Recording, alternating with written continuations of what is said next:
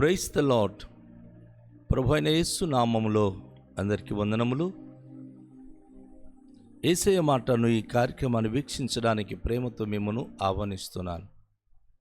ఈ దినము అపోస్తలుడైన పౌలు రోమీలకు రాసిన పత్రిక 12వ అధ్యాయము 9వ వచనం నుండి 14వ వచనంల వరకు ధ్యానించుకుందాం. మీ ప్రేమ నిష్కపటమైనదై ఉండవలెను, చెడ్డదాన్ని నశించుకొని మంచిదానిని హత్తుకొని ఉండుడి. సహోదర ప్రేమ విషయములో ఒకని అందొకడు అనురాగము గలవారై, ఘనత విషయంలో ఒకరినొకడు గొప్పగా ఎంచుకొనుడి. ఆసక్తి విషయంలో మాంద్యులు కాక ఆత్మయందు తీవ్రత గలవారై ప్రభును సేవించుడి. నిరీక్షణ గలవారై సంతోషించుచు, శ్రమయందు ఓర్పు గలవారై ప్రార్థన యందు పట్టుదల కలిగి ఉండుడి. పరిశుద్ధుల అవసరతలో పాలు పొందుచు శ్రద్ధగా ఆతిథ్యం ఇచ్చుచుండుడి. మిమ్మును హింసించు వారికి దీవించుడి గాని శపింపవద్దు.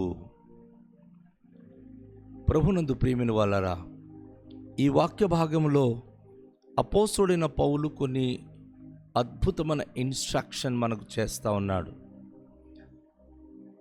ప్రేమ కలిగి ఉన్న ప్రతి క్రైస్తవ బిడ్డలు ఆ ప్రేమ నిష్కపటమైనదై ఉండాలి. కపటమైన ప్రేమ చూపించడం మంచిది కాదు. పైకి వందనాలు అంటూ లోపల తందనాలు చేస్తే అది కపటమైన ప్రేమ. ఈరోజు సంఘములో కానీ, కుటుంబాల్లో కానీ, తోటి విశ్వాసులలో కానీ, సేవకులలో కానీ ఎటు చూసినా ప్రేమ నిష్కపటమైనదై ఉండాలని అపోస్తలుడైన పౌలు హెచ్చరిక చేస్తున్నాడు. ఎందుకంటే ప్రేమ అనేది దేవుని వలన కలిగినది. మొదటి యోహాను పత్రికలో 4వ అధ్యాయములో యోహాను భక్తుడి మాట తన 6-7 వచనం నుంచి తెలియచేస్తాడు. ప్రేమ దేవుని మూలముగా కలిగినది, ప్రేమ లేనివాడు దేవుని ఎరుగడు అంటాడు. కనుక ప్రేమ అది దైవికమైనది, అది పవిత్రమైనది. కనుక అందులో కపటమేమీ ఉండకూడదు, నిష్కపటమైనదై ఉండవలెను. చెడ్డదాన్ని నశించుకొని మంచిదానిని హత్తుకొని ఉండుడి. ఎవరైనా చెడ్డ మాట పలికినా, చెడు దృశ్యాన్ని చూసి మీకు వివరించినా, ఎవరి చెడు గురించి గనక మీతో చెప్పినా ఒక్కసారి మీరు ఆలోచించండి. ప్రేమ కలిగిన హృదయాలైనా సరే చెడ్డ మాట విన్నప్పుడు వెంటనే ఆకర్షితులవుతారు. మీరు ఆ మాటలను వినాలి, ఆ మాటను బట్టి ఏదో చేయాలి, అది ఇతరులకు చెప్పాలి అన్న భావన కలిగి ఉంటుంది. కనుక చెడ్డదానిని అసహించుకోండి, మంచిదానినే హత్తుకొని ఉండుడి. మీ ప్రేమ మంచి కార్యములు నేర్పిస్తుంది, మంచి మనసును కలిగి ఉండాలని ప్రేరేపిస్తుంది. అందులో సహోదర ప్రేమ విషయంలో ఒకని అందొకడు అనురాగము గలవారై, ఘనత విషయంలో ఒకరినొకడు గొప్పగా ఎంచుకొనుడి. ఎవరైనా సహోదర ప్రేమ కలిగి ఉంటే ఒకరికొకరు అనురాగము గలవారై, ఘనత విషయంలో ఒకరినొకడు గొప్పగా ఎంచుకునే మనోభావము కలిగి ఉండాలి. సాధారణంగా ప్రేమ లేని జీవితాల్లో ఒకరిని ఒకరు త్రొక్కేయాలని, నాకంటే వారు ఎందులో గొప్ప అనే భావన వస్తూ ఉంటాయి. కానీ ప్రేమ కలిగిన బిడలు తమ అనురాగము కలిగిన వారై ఉండాలి. ఒకరికొకరు గొప్పగా ఎంచుకున్నప్పుడే అక్కడ ప్రేమ అనేది సమృద్ధిగా ఉంటుంది. అది భార్యాభర్తలే కానీ, సమాజంలో ఉన్నవారు కానీ, సహోదరులు కానీ, తల్లిబిడ్డల మధ్య కానీ అనురాగము లేని చోట ప్రేమ అభివృద్ధి పొందదు. ప్రేమ, అనురాగం ఈ రెండు ఒక వ్యక్తిలో సమృద్ధిగా ఉండాలని చెప్పి అపోస్తలుడైన పౌలు హెచ్చరిస్తున్నాడు. ఆసక్తి విషయంలో మాంద్యులు కాక ఆత్మయందు తీవ్రత గలవారై ప్రభును సేవించుడి. ఆత్మ విషయంలో మాంద్యులు కాకూడదు. చాలామంది మాకు అవన్నీ తెలుసండి, మాకు అవన్నీ వచ్చు అండి అని చాలా వరకు మాంద్యమైపోతారు. డిమ్ము అయిపోయినప్పుడు ఏ విషయంలో కూడా మనము తగిన రీతిగా ఇంప్రూవ్ చేసుకోలేము. మాంద్యమైపోయినటువంటి జీవితాలు, ఆసక్తి విషయంలో మాంద్యమైపోతే వారు ఎందులో అభివృద్ధి చెందలేరు. అది ఏదైనా నేర్చుకునే విషయమే కానీ, దైవిక విషయమే కానీ, లేక సమాజంలో ఏదైనా విషయంలో కానీ ఒక వ్యక్తికి ప్రారంభంలో ఉన్న ఉత్సాహము తగ్గిపోకూడదు. అలాగే ఆసక్తి విషయంలో మాంద్యులు కాకుండా ఆత్మలో తీవ్రత గలవారి ప్రభును సేవించాలి. ప్రభును సేవించే విషయంలో గుండెలో ఒకలాంటి తీవ్రత కలిగిన వారై ఉండాలి. ఒకలాంటి ఆసక్తి, నేను దేవుని దగ్గరికి వెళ్ళాలి, ఆయన మాట వినాలి, ఆయనకు ప్రార్థించాలి అని ఒక తీవ్రత కలిగిన వారై ప్రభును సేవించాలి. అలాగే నిరీక్షణ గలవారై సంతోషిస్తూ, నిరీక్షణ కలిగిన వారికి సంతోషం ఉంటుందండి. మేము ఏవైతే నిరీక్షిస్తున్నామో దేవుడు అది ఖచ్చితంగా చేస్తాడు అన్న ఆశ ఉన్నప్పుడు, అది నెరవేర్చినప్పుడు వారి సంతోషము పట్టుజాలంత ఉంటుంది. అందుకే నిరీక్షణ గలవారై సంతోషిస్తూ, శ్రమ యందు ఓర్పు గలవారై, ఎంత పెద్ద శ్రమలు వస్తున్నా, ఎలాంటి శోధన బాధలు వచ్చినా ఓర్పు అనేది చాలా గొప్ప అనుభూతి. అది దానికి మించిన అనుభవం మరొకటి లేదు. ఎవరు ఏమన్నా, ఎలాంటి పరిస్థితులు ఆవరించినా, ఎలాంటి అపజయాలు వచ్చినా ఓర్పు అనేది, శ్రమలలో ఓర్పు అనేది చాలా ఇంపార్టెంట్ విషయం. ఆ ఓర్పు కలిగి ఉండడానికే ప్రార్థన యందు పట్టుదల కలిగి ఉండాలి. దేవుడు మనకిచ్చిన ప్రార్థన జీవితం ఒక తాళపు చెవి లాంటిది. ఒక తాళపు గుర్తు మన చేతులు పడినప్పుడు మన సంతోషంగా తాళపు గుర్తుతో మన ఆ భవనాల్లో ప్రవేశించగలము, ఆ గేటు తీసుకొని లోపలికి వెళ్ళగలము, అన్ని హక్కు ఉంటుంది. ఒక విశ్వాసి తన ప్రార్థన తాళపు చెవి గనుక సరిగ్గా వాడుకోగలిగితే ఆయన శ్రమల్లో సంతోషిస్తాడు, నిరీక్షణ గలవారి సంతోషిస్తాడు, శ్రమల్లో ఓర్పు కలిగి ఉంటాడు. తను అనుకున్న ప్రతి విషయంలో దేవుని ద్వారా అద్భుతమైన మేలుతో నింపబడతాడు. కనుక ప్రార్థనలో పట్టుదల కలిగి ఉండడం అనేది అది దేవుడిచ్చిన ఒక అద్భుతమైన వరము. మనం ఒకరోజు ఒక పూట 2 పూటలు ప్రార్థన చేసి మానుకొని దేవుడు ఇవ్వట్లేదు అని అనుకోవడం అది కరెక్ట్ కాదు.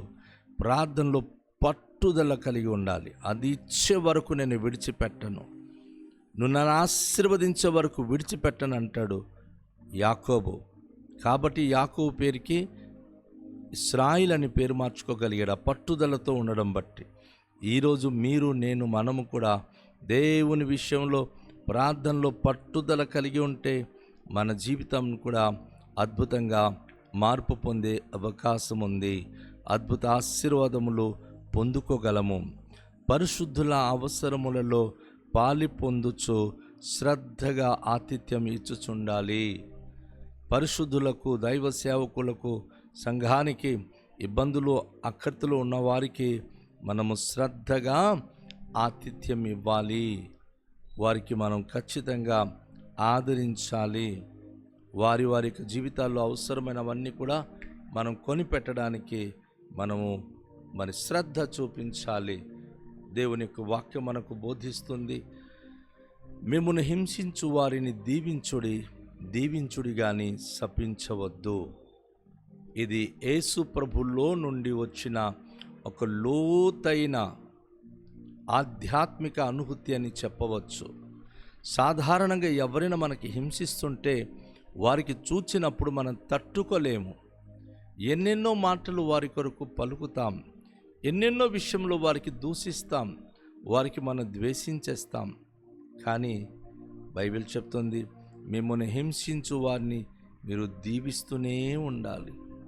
నా ప్రియ దేవునికి బిడలారా, అనేక మంది నా దగ్గరికి వచ్చి అనేకమైన మేలు పొంది నన్ను నిర్హేతుకముగా దూషించుకుంటూ వెళ్ళిపోతున్నారు.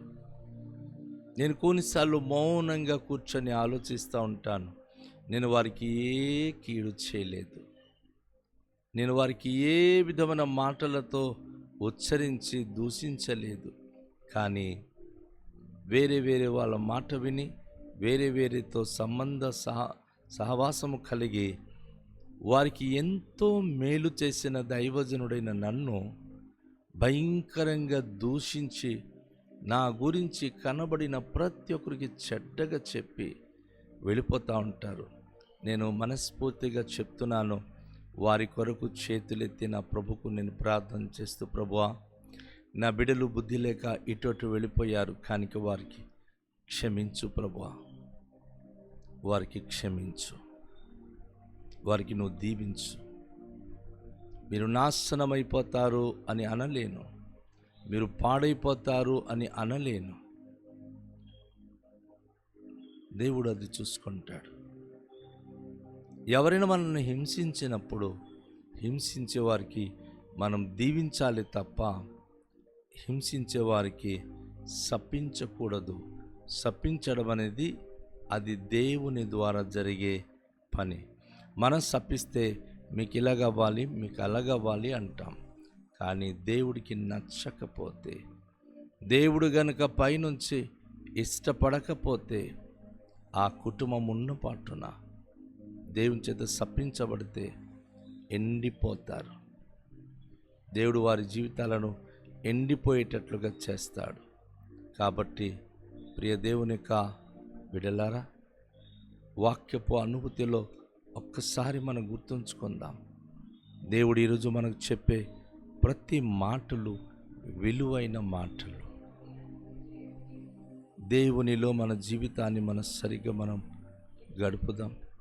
ఆధ్యాత్మికంగా ఉండడానికి మనకి ఎవరైతే హింసిస్తున్నారో వారికి మనం దీవిద్దాం.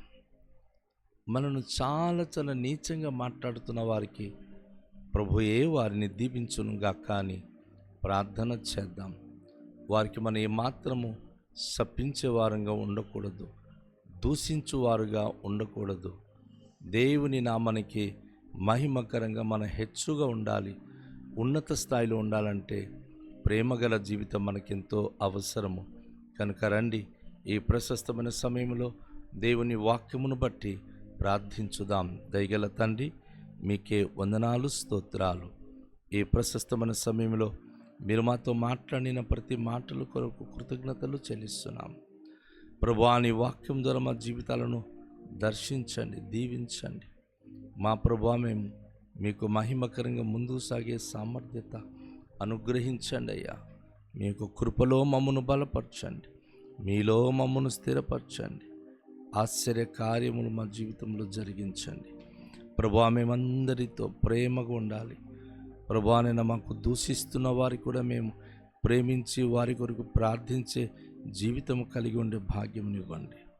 లోకంలో మీ వలె మేము అన్ని భరించి సహించి ఓర్చుకొని మీ మహిమ కొరకు జీవించే భాగ్యం అనుగ్రహించమని యేసు నామములో ప్రార్థిస్తున్నాము తండ్రి, ఆమేన్. అందరికీ షాలోమ్. ప్రభు మనను దీవించునుగాక.